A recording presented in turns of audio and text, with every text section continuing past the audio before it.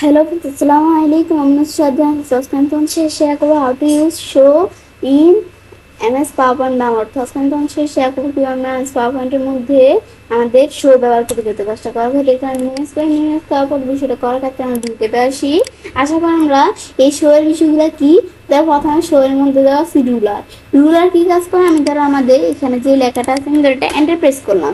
তো অনেক কাজের ক্ষেত্রে কিন্তু আমাদের রুলার প্রয়োজন হয়। তো আমি ধরো তোমাদের এই রুলারের কাজটা একটু সুন্দরভাবে বোঝানোর জন্য ধরো আমার এইগুলার এই যে আমাদের যে ফন্টের সাইজটা একটু ছোট করে নিলে আমার রুলারের কাজটা করতে সুবিধা হয়। ব্যাস এখন আমার বিষয়গুলো আমরা করব। তখন আমার বেশি ছোট হয়ে গেছে, আমি ধরো হয়তো রাখলে এখন আমার মোটামুটি চলে। তো এখন বিষয়টা করার ক্ষেত্রে আমরা কি করব, আমাদের ধরো আমরা এই দেবে আসবো। আসার পর আমরা এই যে রুলারে এটা কিন্তু আমাদের রুলার কিন্তু থাকে না, আমার এখানে আমি রাখছি কিন্তু রুলার কিন্তু সাধারণত থাকে না। আমি রুলার না থাকলে এই শো এর মধ্যে রুলার টিকমার দিলে চলে আসবে। তো রুলার কিন্তু আমাদের সব কাজেই রুলারটা আমরা এখান থেকে ব্যবহার করি। তো এখন আমি যদি আমরা রুলারের বিষয়টা করতে চাই, তো করার জন্য আমি ধরো কাজটা আমার প্রথমে বাম দিকে নিয়ে রাখতে হবে। তারপর আমরা এখানে আসার পর আমার রুলার আমরা এখানে একটা সেট করলাম। আমি ধরো এখানে একটা টেপ সেট করলাম, রুলার দ্বারা আমি টেপ সেট করতে পারি।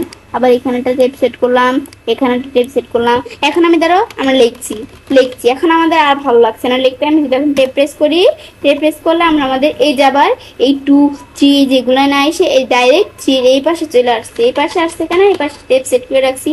আবার টেপ প্রেস করি, এদের পুরো এখানে 6 এর এদিকে চলে আসছে, 7 এর কাছাকাছি। এভাবে কিন্তু আমরা আমাদের এই বিষয়গুলো রুলারের বিষয়গুলো ব্যবহার করতে পারি। ব্যাস এটা হচ্ছে আমাদের এই রুলারের বিষয়টা কাজ করে। এটা আমি তোমাদের দেখালাম এই রুলারে কি কাজ করে। ব্যাস এটা দেখার পরে এখন আমরা এটা দেখলাম, পরে আবার টিকমা উঠিয়ে দিলে রুলারটা চলে যায়, আবার টিকমা দিলে চলে আসে। এটাই হচ্ছে আমাদের এই রুলারের বিষয়টা, এটা কি চলে আসছে। ব্যাস এটা আমি দেখলাম আমাদের ভিউতে রুলারটা কি কাজ করে। তারপর গ্রিড লাইন্স কি কাজ করে, আমি যদি টিকমার দিলে কিন্তু ধরো হালকা হালকা আমি যদি একটু খেয়াল করে দেখাতে চাই তোমাদের, ধরো আমি পেজের সাইজটা একটু বড় করি, পেজের সাইজটা আমি একটু বড় করে নিই। বড় করলে এই ধর এখানে কিন্তু একটু ফুটা কেমন দাগ চলে আসছে না।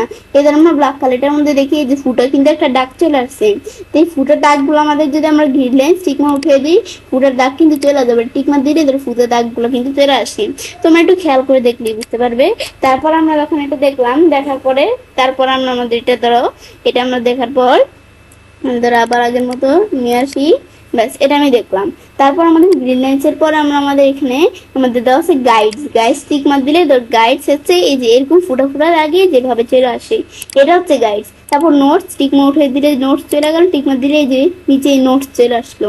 বিষয়টা দেখার পরে তেমন চলে কাজটা করতে পারি। তো এভাবে আমরা খুব সহজে MS পাওয়ার পয়েন্টের মধ্যে শো ব্যবহার করতে পারি। ফ্রেন্ডস, আমার আজকের এই ভিডিও তোমাদের ভালো লেগে থাকে তোমার চ্যানেলটি সাবস্ক্রাইব, লাইক, কমেন্ট সবার সাথে শেয়ার করবে।